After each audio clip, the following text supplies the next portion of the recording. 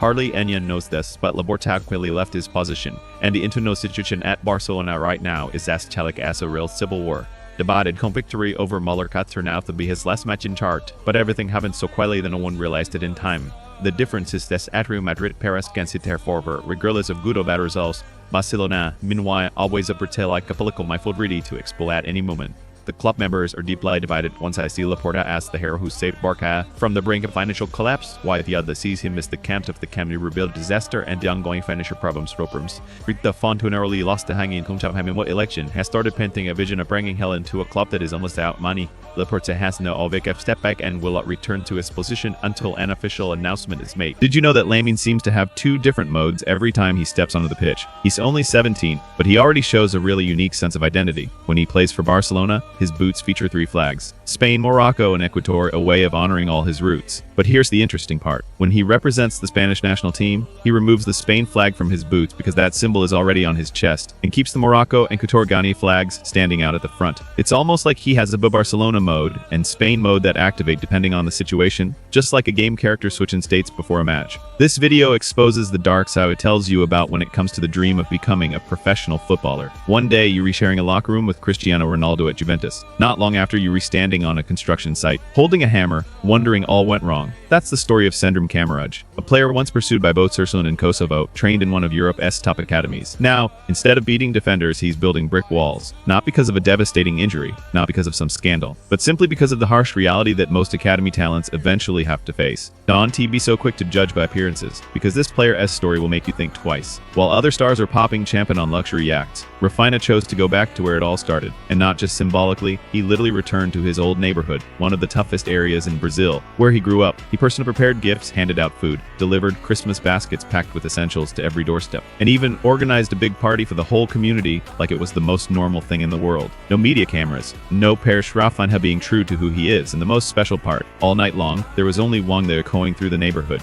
Rafa. Guys, I really don't want to say this, but it feels like Neymar is getting very close to hanging up his boots. And the name right at the center of this whole story is Ancelotti. We once called Neymar Brazil's second Peel, the star who's been tied to every World Cup since he was so young. Even after suffering injury did he ended other players' careers, he still came back, kept playing for Santos, and tried to prove he deserved one last shot at the biggest stage on earth. But Ancelotti's response has been crystal clear. He's basically set the condition. Only when you rate your absolute best will I even consider it. And what makes things even more makes is Neymar's own statement. Instead of quietly grinding and training like Ronaldo once did, he said that if he doesn't get to play in the World Cup, he'll choose to retire. Messi just publicly apologized he hasn't even faced yet, and the reason behind it is honestly heartbreaking. Everyone knows how humble he is. He even played the piano, but he's only ever played once for his teammates, because showing off has never been his thing. Online, people even debate wild scenarios of whether an entire army could stop him on the pitch. So when Messi posted a video apologizing to Puerto Rico ahead of Inter Miami's friendly, everyone was confused. He hadn't even played a single minute. Then the truth came out. Messi picked up an injury, and he apologized simply because he couldn't take part in the match. You'd never guess why Lamine Yamal suddenly switched to blonde hair before the Copa del Rey final. He was constantly seen wearing a hat in training,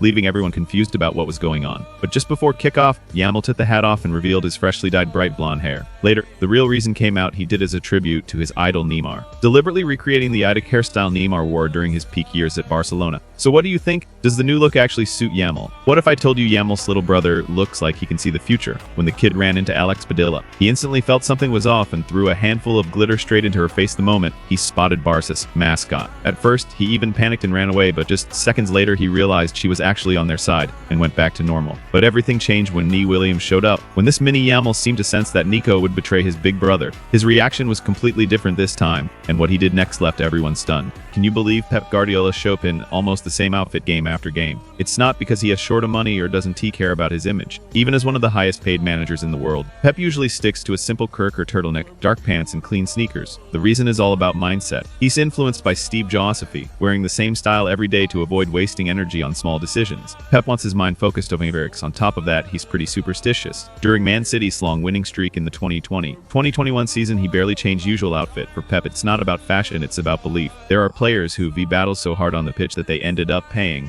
with their own memories. Pep, the fiery center back, a brutal collision with goalkeeper Iker Casillas while playing for Real Madrid. At first, he tried to keep going, but just minutes later he looked completely lost, standing out of position before being forced off. In the locker room, he reportedly asked the doctor which team he was playing for. A year later, in the 2014 World Cup final, Germany faced Christoph Kramer's heavy head clash with Garay. He walked up to the referee and asked if this was really the final. Shortly after, he was substituted and later admitted he couldn't remember the first 30 minutes of the match. Love stories of football star just like fairy tales, and the last one might leave you speechless. Ronaldo simply walked into a Gastorta shop and happened to meet Georgina, the sales assistant whose gaze he couldn't look away from. They quickly grew close, and not long after, he was picking her up in a stunning supercar. Sergio Ramos found love in a different way. After an interview, he was captivated by Pilar Rubio's intelligence and strong personality. His persistence eventually led happy family with 4 children. As for Diogo Jota, he fell in love with his partner back in high school. They went through every hardship together, and just when life finally felt complete, he was gone forever. Yamal has just been given one of the harshest nicknames in football, and the reason behind it has left many people stunned. In football, nicknames usually reflect a player's style. Cole Palmer is called Cold Palmer for his ice-cold celebrations. Messi carries the name La Polka Little Flea, who's incredibly dangerous. Mbappe was teased as Teenage Mutant Ninja Turtle, and after moving to Madrid, fans sarcastically dubbed him Mbappe penalty for being so reliable from the spot. As for Yamal, social media had tuned him Yamal Misnulty, pointing to missed chances from the penalty spot, a nickname that feels loaded with mockery the moment you hear it. Have you ever wondered whether some of the criticism aimed at Vini comes from his behavior, not just his skin color? Mourinho once made a comment left Madrid fans silent. Racism is always unacceptable, no debate there, but not every controversy surrounding Vini automatically comes from that place. No one criticizes Kanté, yet Vini often becomes the center tension because of the way he expresses himself on the pitch. Remember that provocative celebration against Benfica when he hugged the corner flag, or the match against Munich where his time-wasting gestures frustrated the crowd. Mourinho even pointed out that once had the legendary Eusebio, who shared the same skin color as Vini. His message was clear: separate the issues instead of rolling everything into one single conclusion. Lamine Yamal showed up wearing a massive chain, almost like he wanted the whole stadium to notice. Hansi Flick saw it and immediately told him to tuck it inside his shirt, just like the time he asked how you fix his shorts and keep things tidy. For Flick,